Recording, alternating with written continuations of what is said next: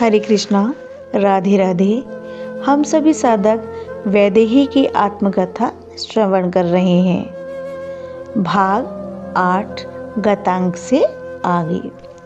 श्री राघवेंद्र के जनकपुर में आए हुए आज 2 दिन होने को आए। मेरी सखियां बहुत चतुर थीं। जहाँ रुके थे श्री राम वहीं पर कुछ सेविकाएं और सेवक जो थे उन्हीं से जानकारी लेती थीं। सियाजू, पता है आज राजकुमार नगर भ्रमण के लिए निकल रहे हैं। मेरी प्रिय सखी चारुशीला ने मुझे बताया था। ये सखी मेरी चतुर और बुद्धिमान भी है। उसने मुझे बताया था कि श्री राम नगर भ्रमण के लिए निकल रहे हैं। कैसे हैं मैं इतना ही पूछ पाई। देख लेना, चारुशीला ने मटकते हुए कहा। सुंदर हैं? पर आपसे कम ही हैं। ये बात भी चारुशीला ने ही कही थी। देखो किशोरी जी, नगर भ्रमण में जब राजकुमार निकलेंगे ना, तब हम सभी सखियां उनको देखने के लिए जाएंगी। मैं नहीं जाऊंगी। ये बात मैंने इसलिए कही थी ताकि मेरी सखियां ये कहें कि अरे आप नहीं जाओगी तो कैसे होगा। पर दुष्ट हैं मेरी सखियां, कहने लगी, आप कहती तब भी हम आपको न ले जाते। फिर हमारी किशोरी जी कहाँ देखेंगी श्री राम को? ये बात चंद्रकला ने पूछा था। देखो, हमारी किशोरी जी श्री राम को देखेंगी पुष्प वाटिका में। क्या वो आएंगे पुष्प वाटिका? ये प्रश्न अब मैंने किया था। हाँ आएंगे, क्योंकि मैंने सुना था कि सुबह पूजा के लिए गुरु विश्वामित्र जी को पुष्प चाहिए। अपने गुरु की सेवा के लिए पुष्प तो वाटिका में ही मिलेंगे। तब आप देख लेना। पर सखी, मुझे नगर की हर बात बताना कि उन्हें देखकर लोग क्या कह रहे हैं और जनकपुर को देखकर राजकुमार क्या कह रहे हैं। सीता जी ने कहा, वो जिस मार्ग से गुजरेंगे हम सब उस मार्ग में पड़ने वाले झरोखों में खड़ी रहेंगी। अच्छे से दर्शन हो जाएंगे, फिर आपको उनके बारे में विस्तार से बता भी देंगी। मेरी सखी पद्मा ने ये बात कही थी। मैंने इतना ही कहा, ठीक है। 2 राजकुमार आ रहे हैं, बहुत सुंदर हैं। सुंदर कहना भी कम लग रहा है। ये सारी बातें मुझे चारुशीला ने बाद में बताया था। नगर को बड़े ध्यान से देख रहे थे वे दोनों। कितना सजा धजा नगर है ना। ये लखन छोटे भाई से बीच बीच में पूछ भी रहे थे। छोटे छोटे बालक बड़े राजकुमार के पास में गए थे। आपको हम नगर घुमा दें, यहाँ के महल को देखेंगे आप। यहाँ पिनाक धनुष भी है, आप जैसे क्षत्रिय ही उसे देख सकते हैं। बालकों ने हाथ पकड़ ही लिया था बड़े राजकुमार का। जवान लोग थोड़े दूर खड़े हैं और वृद्ध लोग उनसे भी दूर हैं। पर सबकी नज़र राजकुमारों पर ही थी। भीड़ लग गई थी जनकपुर में। सब लोग दौड़ रहे थे उन अयोध्या के राजकुमारों को देखने। जो जहाँ था वहीं से दौड़ा था। कोई तो ऐसे भाग रहे थे जैसे कोई खजाना लुट रहा हो। इतने सुंदर राजकुमार। मेरी 3 सखियाँ एक झरोके में जाकर खड़ी हो गई थीं। चारुशीला, पद्मा और चंद्रकला। वहाँ पहले से ही कई युवतियाँ थीं जो आ रहे राजकुमारों को देखने के लिए उत्सुक थीं। बड़ा हल्ला हो रहा था कि कोई राजकुमार आ रहे हैं। अब कुछ तो बोलना ही था, इसलिए मेरी एक सखी वहाँ खड़ी अन्य युवतियों से पूछ रही थी। हाँ सुना है, बड़े सुंदर हैं। 2 भाई हैं। बड़े भाई सांवले रंग के हैं और दूसरे भाई गौर वर्ण के हैं। तभी अरे देखो देखो, वो आ गए। सब सखियां देखने लगी थीं।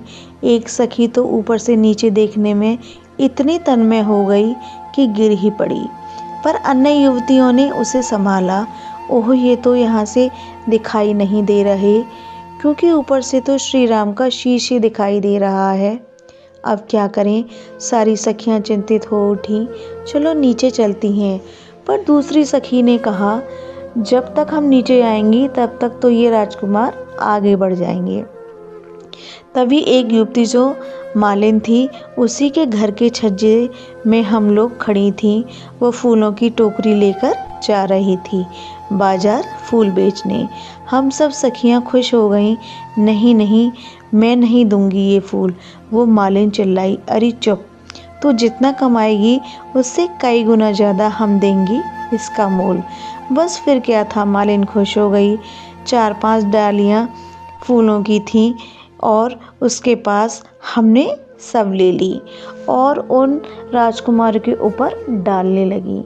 ये उपाय था सियाजू हम लोगों का, ताकि हम उन राजकुमारों को देख सकें। मेरी सखियां मुझे बता रही थी, हम लोगों ने फूल गिराने शुरू किए तो उन 2 राजकुमारों ने ऊपर की ओर देखा।